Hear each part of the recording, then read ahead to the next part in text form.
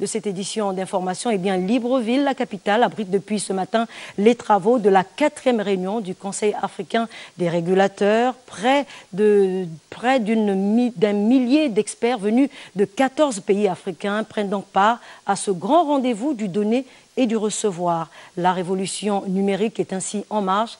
Andy Tungi et Médard Nguyen faisaient également partie des invités de cette grande rencontre. Ils nous relatent ici ce qui suit. L'Alliance Smart Africa est une coalition qui regroupe les États africains partageant la même clairvoyance d'un marché numérique unique en Afrique. Et cette 4e réunion du Conseil africain des régulateurs permet ainsi aux acteurs du domaine de poursuivre l'exploration des voies et moyens techniques, juridiques et économiques en vue de faire progresser les projets communs d'envergure à l'échelle continentale. Cette réunion est très importante. Après les 3 premières réunions, il y a des documents qui ont été élaborés.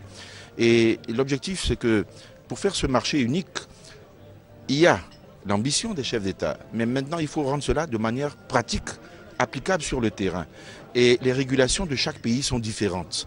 Et donc, il faut trouver un modus vivendi qui permette de faire en sorte que chaque pays fasse les petits changements nécessaires pour que l'ambition des chefs d'État devienne une réalité sur le terrain. Donc, les différents régulateurs se réunissent aujourd'hui pour justement réfléchir sur les adaptations réglementaires qui doivent être faites. Dans l'attente des discussions et recommandations de cette réunion, l'autorité des régulations des communications électroniques et des postes parle de son apport durant ces assises.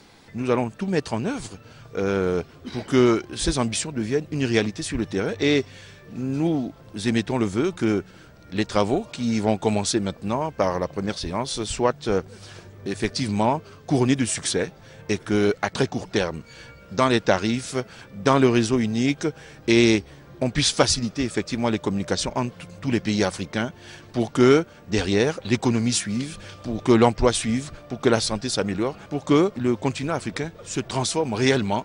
Pour stimuler la révolution technologique sur le continent africain, les régulateurs devront réfléchir sur les mécanismes visant à mettre en place un environnement technologique et un cadre juridique adapté aux besoins et aux réalités contextuelles.